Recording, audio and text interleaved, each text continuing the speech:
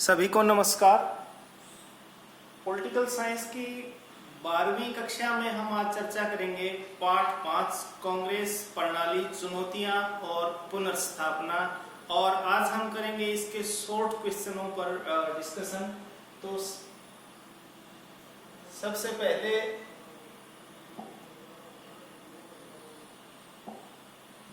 जो short question, पहला question है कि देश के जो पहले प्रधानमंत्री थे पंडित जवाहरलाल नेहरू, उनकी मृत्यु कब हुई? तो आप जानते हैं कि पंडित जवाहरलाल नेहरू की जो मृत्यु हुई वो 27 मई 1964 को हुई थी। वो काफी लंबे समय तक जो है बीमार चल रहे थे। और दूसरा प्रश्न है कि नेहरू जी के बाद प्रधानमंत्री कौन बने? तो आप सभी जानते हैं कि 1964 से लेकर के 1966 तक जो है नेहरू जी के बाद जो प्रधानमंत्री बने वो श्री लाल बहादुर शास्त्री। उनके बाद लाल बहादुर शास्त्री बने, जो कि 1964 से लेकर के 1966 तक देश के प्रधानमंत्री रहे। साथ ही जय जवान जय किसान का नारा किसने दिया? जय जवान जय किसान का नारा भी श्री लाल बहादुर शास्त्री जी ने दिया था। फोर्थ क्वेश्चन है कि 1962 में चीन के साथ जब युद्ध हुआ तो उस समय देश के प्रधानमंत्री कौन थे? 1962 में जब चीन के साथ युद्ध हुआ तो उस समय प्रधानमंत्री पंडित जवाहरलाल नेहरू थे। पंडित जवाहरलाल नेहरू। ताशकंद समझौता क्या था? ये भी आप जानते हैं कि भारत और पाकिस्तान के मध्य जो प्रथम युद्ध हुआ था 1965 में, और उस समय सोवियत संघ के राष्ट्रपति के द्वारा मध्यस्थता की गई थी और ताशकंद समझौता हुआ 10 जनवरी 1966 को।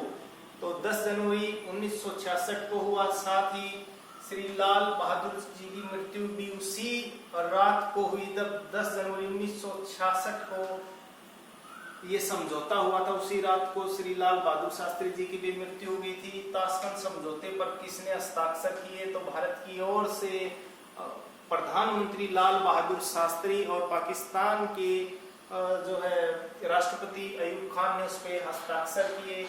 साथ ही ताशकंद समझौते की 2 शर्त बताओ। तो ताशकंद समझौता आपको सभी को पता है, भारत और पाकिस्तान के मध्य 1966 में हुआ 10 जनवरी को।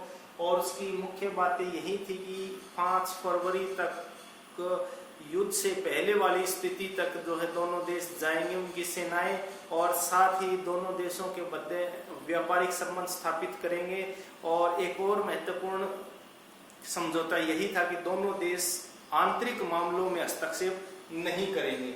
और 9वां प्रश्न है कि लाल बहादुर शास्त्री के समक्ष कौन सी 2 चुनौतियां थी जब वो प्रधानमंत्री 1964 में बनी? तो एक तो सबसे पहले यही थी कि उन्होंने 1965 में भारत पाक युद्ध उनके समय हुआ। साथ ही 1965 से 1967 तक देश के समक्ष जो है एक जो राष्ट्रीय जो समस्याएं आई वो थी अकाल की। जो भारत में अकाल पड़ा 1965 से 67 तक, वो भी उनके सेशन में था। और एक महत्वपूर्ण और चुनौती थी आर्थिक संकट उस समय खड़ा हुआ। भारत चीन 1962 का जब युद्ध हुआ तो उसके बाद जो हालात खराब हुए, तो वो भी जो कार्यकाल हुआ वो भी श्री लाल बहादुर शास्त्री जी के समकक्ष हुआ। इसके साथ ही बात है उनकी मृत्यु के बाद आप जानते हैं कि ताशकंद जो है उज्बेकिस्तान की राजधानी है, और उस उज्बेकिस्तान उस समय सोवियत संघ का हिस्सा था।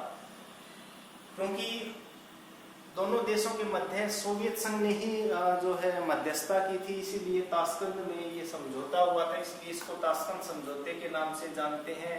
और लाल बहादुर शास्त्री के बाद कौन प्रधानमंत्री बने? तो लाल बहादुर शास्त्री के बाद इंदिरा जी जो है देश की प्रधानमंत्री बनी, और देश की पहली महिला प्रधानमंत्री होने का गौरव प्राप्त है।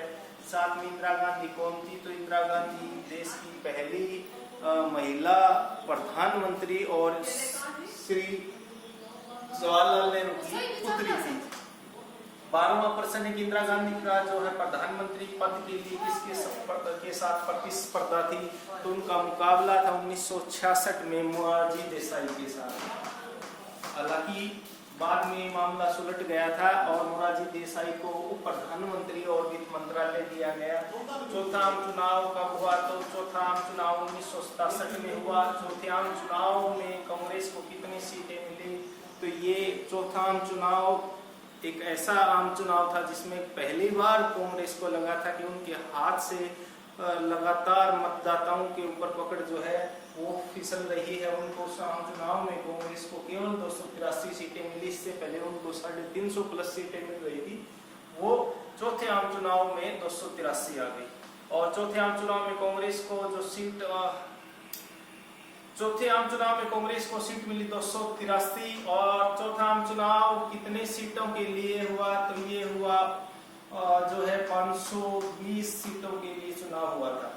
और आप जानते हैं पहला जो आम चुनाव हुआ था वो 489 सीटों के लिए 5 मार्च, दूसरा और तीसरा आम चुनाव हुआ 494 सीटों के लिए और चौथा आम चुनाव हुआ 520 सीटों के लिए, 5वां आम चुनाव हुआ 518 सीटों के लिए। साथ ही 1969 में राष्ट्रपति कौन बने, तो 1969 में वीवी गिरी राष्ट्रपति बने थे। और उनके साथ जो है कंपटीशन था नीलम संजीव रेड्डी का, जो कि कांग्रेस के आधिकारिक उम्मीदवार थे राष्ट्रपति पद के लिए। लेकिन इंदिरा गांधी समर्थित वीवी गिरी जो है देश के राष्ट्रपति बने। और उस समय 1969 में जो राष्ट्रपति पद खाली हुआ था वो फखरुद्दीन अली अहमद के मृत्यु के बाद हुआ था। और एक और इम्पोर्टेंट क्वेश्चन है कि 19 बैंकों का राष्ट्रीयकरण जो है 14 बैंकों का राष्ट्रीयकरण किया गया, तो 14 बैंकों का राष्ट्रीयकरण किया गया 1969 में। 5वां आम चुनाव पर बात करेंगे कि 5वां आम चुनाव कब हुआ, तो 5वां आम चुनाव 1971 में हुआ। 5वें आम चुनाव को कांग्रेस को कितनी सीटें मिली, तो 5वां आम चुनाव 1971 ऐसा आम चुनाव था जहां कांग्रेस को जो है अपनी पुनर्स्थापना करने में मदद मिली। और उस समय अकेले कांग्रेस को 352 सीटें मिली, जो कांग्रेस आर थी जो इंदिरा गांधी समर्थित थी उनको 352 सीटें मिली। साथ ही सीपीआई के साथ उनका गठबंधन था, तो सीपीआई को उस समय जो है दोनों सीपीआई और कांग्रेस आर को मिलाकर के 375 सीटें जो है उनको मिली थी। और कांग्रेस का विभाजन किन दो मुख्य गुटों में हुआ था, तो आप जानते हैं कि कांग्रेस ओ जो सिंडिकेट समर्थित था और दूसरा कांग्रेस आर जो इंदिरा गांधी समर्थित था। सिंडिकेट क्या था, तो सिंडिकेट कांग्रेस के अंदर उन प्रभावशाली नेताओं का समूह था जिनका विचारधारा इंदिरा गांधी से अलग थी। तो सिंडिकेट के लिए जो है राष्ट्रपति पद के लिए एन संजीव रेड्डी या नीलम संजीव जो है रेड्डी को उन्होंने प्रधानमंत्री के लिए आमंत्रित किया था या उम्मीदवार बनाया था। साथ ही 5वां चुनाव के कांग्रेस को जो सीटें मिली थी आपको पता है 352 सीटें मिली। और 5वां चुनाव कांग्रेस 5वां चुनाव के बाद देश के प्रधानमंत्री श्रीमती इंदिरा गांधी बनी थी। और आयाराम गयाराम किससे संबंधित है, आयाराम गयाराम संबंधित है दल बदल से या हरियाणा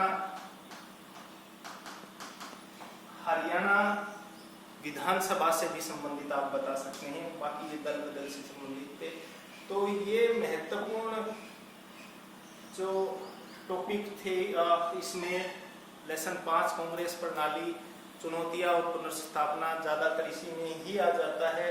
और बाकी कुछ बड़े प्रश्न भी इसमें है कि 1960 का जो खतरनाक दशक क्यों कहा जाता है, क्योंकि उस समय देश विभिन्न जो है हालातों से गुजरा। 2 युद्ध हमने उस समय किए, साथ में देश की आर्थिक हालात इस कारण से खराब हो गई। 1962 में हमने चीन के साथ और 1965 में हमने पाकिस्तान के साथ प्रथम युद्ध लड़ा। साथ ही देश में अकाल फैला, मॉनसून की भी कमी रही, साथ में कई जगह महामारियां फैली थी। बहुत से ऐसे कारण थे कि 1960 के दशक को खतरनाक दशक कहा जाता है। ये प्रश्न पे पहले भी हम डिस्कस कर चुके हैं कि प्रिवी प्रेस क्या था। प्रिवी प्रेस जो हमारे रजवाड़े थे, उनके जो राजा थे, उनको जो एक निश्चित मात्रा में जो पेंशन के रूप में वित्तीय सहायता मिलती थी, उसको प्रिवी प्रेस कहा जाता है। विस्तार से हमने दूसरे वीडियो में करवाया गया। फिलहाल हम इतना ही करेंगे। उम्मीद है कि आपको अच्छे से समझ में आएगा। बहुत बहुत धन्यवाद। Thank you. जय हिंद।